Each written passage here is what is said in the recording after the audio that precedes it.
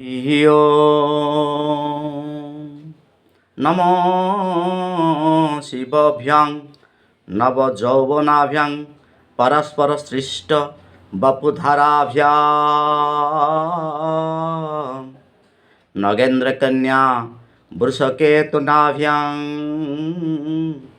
नमो नमः शंकर पार्वतीभ्यां। समस्त श्रोता को यूट्यूब चैनल को स्वागत।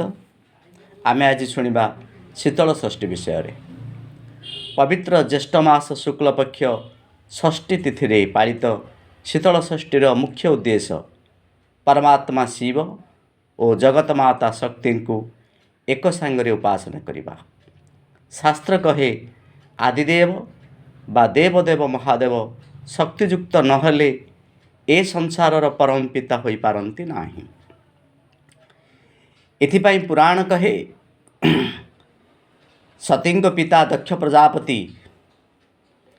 जो यज्ञ करथिले सेथिरे शिवं को डका जाई नथिला, किंतु माँ सती बापांग यज्ञ उपस्थित हेला पर देखिले जे महादेव को सेठारे तिरस्कार करा जाइछि।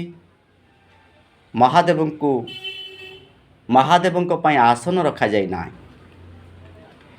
निज स्वामी को एहीपरि अपमान दबारे देखी सती होम यज्ञ को डेई पड़ी निजर शरीर को त्याग करथिले।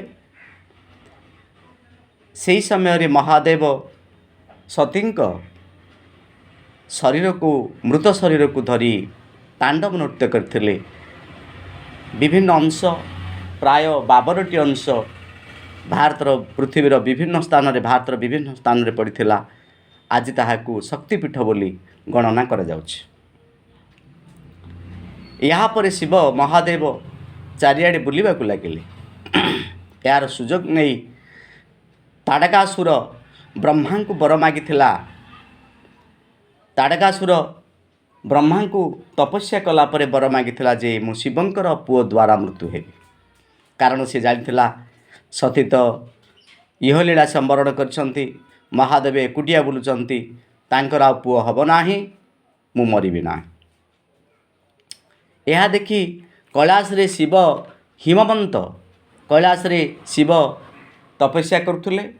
सेतेबळे कैलाशर राजा थिले हिमवंत एवं तांक पत्नी थिले मेनावती। तांकर गोटे कन्या थिला पार्वती। पार्वती महादेव को पूजा करुथुले। दिने महादेव साधु वेश धरी पार्वती आगरे महादेव विरुद्ध कहले, किंतु पार्वती पाटी चुप करदले। महादेव पार्वती भक्ति तिष्ठ होई पार्वती को विवाह करने पाई इच्छा कले। सेही दिन ज्येष्ठ शुक्ल पंचमी तिथि महायोगी शिव निजर शिवगण नंदी भृंदी आदि सेवकगण और भूत प्रेत पिशाच आदि साथी को नहीं यात्रा करती। माता पार्वती पिता गृह अभिमुखे जगत माता गौरी को विवाह करती। परदिन उभय महादेव और माँ पार्वती मिलित शक्ति फेरिबा समय को शीतल षष्ठी बोली कहा जाए। अर्थात महादेव मंगलमय चेतना सहित सृजन शक्तिर आधार स्वरूप पार्वती कल्याणमयी चेतनार विलय घटे। यह ही शीतल षष्ठी पर्वर मूल आधार। शिव पुराण मतरे तारकासुर को बद्ध करने शिव पार्वती को विवाह करते। पश्चिम ओडिशा शीतल षष्ठी खूब धूमधाम पालित हुए। संबलपुर रे शीतल षष्ठी एक महान पर्व। कौलिक नीति नियम आधार करी कन्या पिता माता चयन हुंती। कन्याटी विवाह जेपरी रीतिनीति आम करुथाउ से भली पार्वती को दान सह देव दंपति विवाह उत्सव पालन हुए। परदिन देव दंपति विशाल शोभायात्रा स्वगृह को लेउटी आसती। यही नियम मुताबक संबलपुर रे शीतल षष्ठी महापर्व चली थाए। या सहित श्री लिंगराज मंदिर रे मध्य विवाह विधि रही। श्रीमंदिर रे मध्य शीतल षष्ठीर विवाह विधि अच्छी। लिंगराज मंदिर रे प्रभु श्री लिंगराज माँ पार्वती बरकन्या बेशरे मंदिर स्वतंत्र विमान रे विजे करती। कपिलेश्वर विमान सिंहद्वार निकट में पहुँचा पर आरंभ विवाह शोभा सबुठारु स्वतंत्र होची विवाह। यही शोभा सीधा सड़क न जाई निर्दिष्ट पथरे जीवार विधि रही।